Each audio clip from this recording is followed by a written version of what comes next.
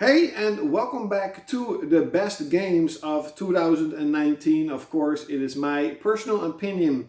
And I have to admit though, is that because of Operation Zero Launch Games, it is still a very good success. I haven't really played and even bought that many games for 2019. Games like Resident Evil 2 Remake I have, but haven't played. And games like Luigi's Mansion that honestly feels like an extremely good game, I just haven't bought yet. But I do have a couple of games I did buy and did play from this year. So let's start with the first one, and that is Devil May Cry 5. Finally, Devil May Cry is back, and holy damn, this game is absolutely amazing. I honestly did not really like the changing between characters and having to take a different path, but all in all, that could be forgiven. It's not that bad. And the combat system running at a fluid 60 frames, at least on the PS4 Pro and of course on your big PC or your Xbox One X, makes this action game absolutely incredible. Awesome soundtrack, beautiful graphics, kick-ass combat. You have to get Devil May Cry 5.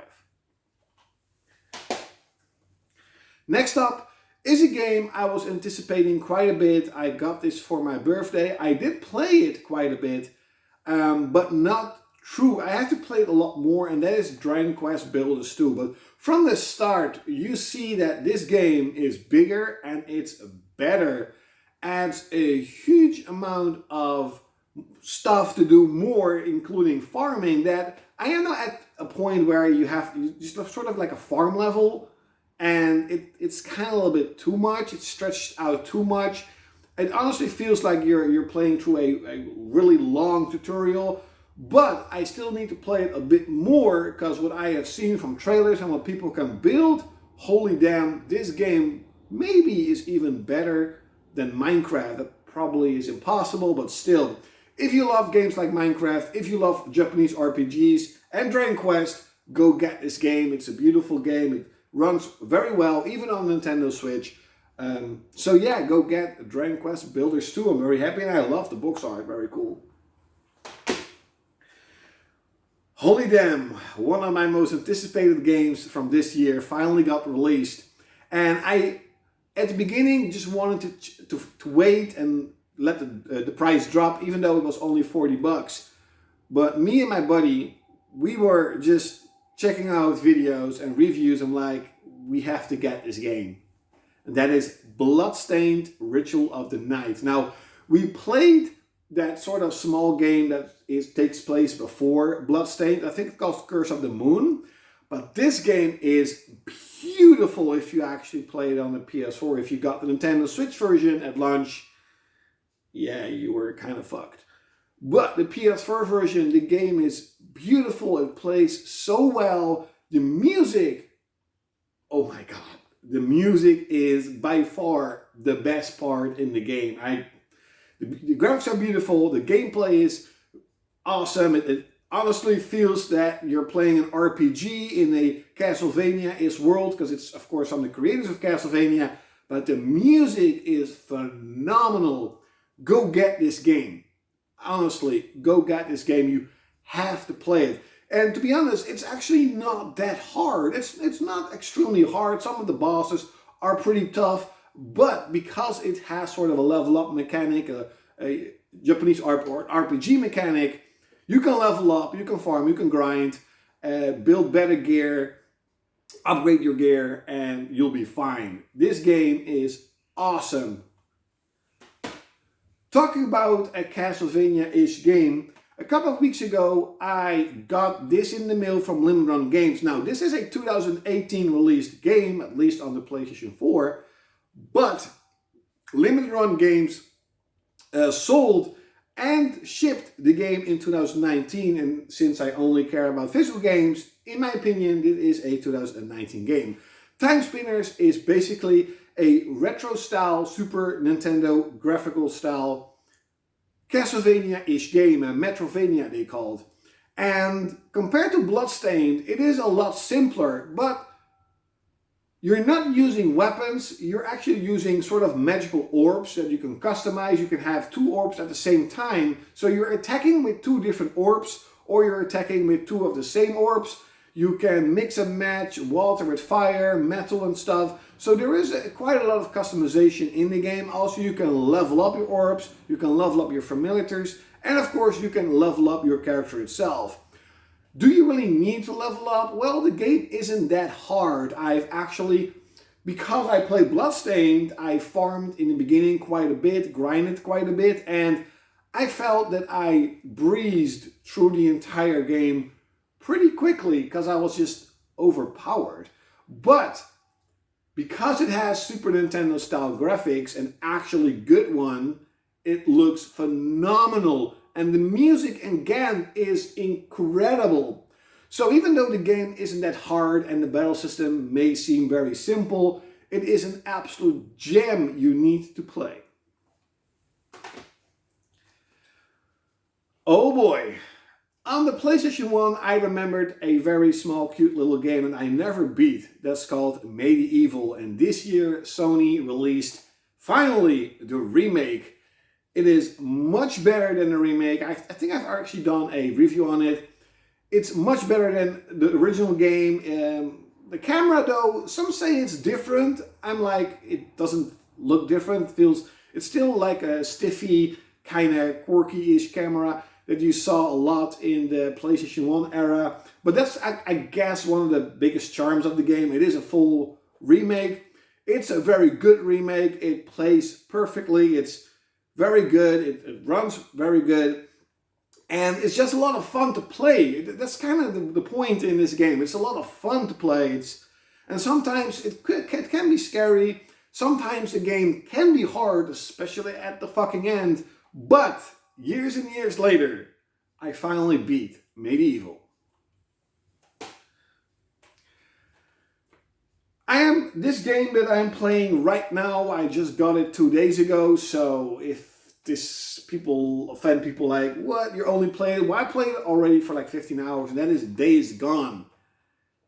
And holy damn, it's pretty amazing, to be honest. It's an open world, survival-ish zombie game, but the biggest twist in this game compared to all the other games I've played is you can have up to 500 zombies on screen, a complete freaking horde that runs after you like a crazy freaking maniac wanting to kill you.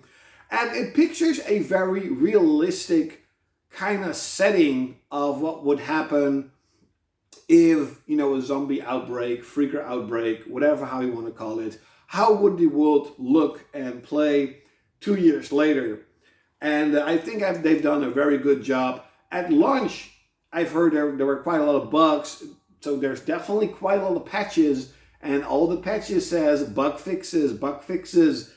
That's kind of a bummer, but I only got this game for 28. Well, I got it for Christmas, but you can get this game for 28 bucks, and it's worth a shot. It's very fun to play, and especially trying to kill the hordes, that is very cool. It's a very good game. I like it a lot, and I'll definitely keep playing it this Christmas. Now, this is quite kind of a special game because you have to, I think, look this game in a nostalgic way to really appreciate its greatness. And that is The Legend of Zelda Link's Awakening. Now, I'm playing it also at the moment on my Nintendo Switch and Breath of Fire 2 because I got the Nintendo Online stuff. And here's the thing. If I look back and think this game is 15, 20 years old on the Game Boy, the whole how the world plays out, how you play it, and that the world opens up, I honestly understand that it made you feel like you're exploring this grand adventure, this big open world. But right now in 2019, with games like Horizon Zero Dawn and Assassin's Creed Odyssey, it kind of feels like you're playing on a very small map. And here's the thing. I like this game a lot. It plays good, the battle system is very simple, the graphics are very good, very cute, and I love that indeed it opens up different pathways each time. It's not completely linear. I am now at the 4th dungeon, I think. But here's the thing, what because I've never played the original games of The Legend of Zelda, Breath of the Wild is my first one, I don't have that nostalgic feel to it. I think that everything is good, but not great. It's not a great game, it's just a very good game, but not great.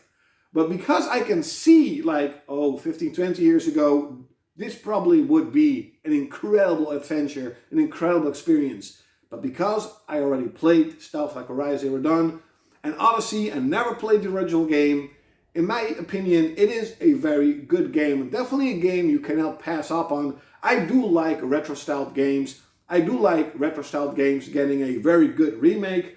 So this is definitely a must-play. But is it worth 60 bucks? I got this for my birthday. It probably is not.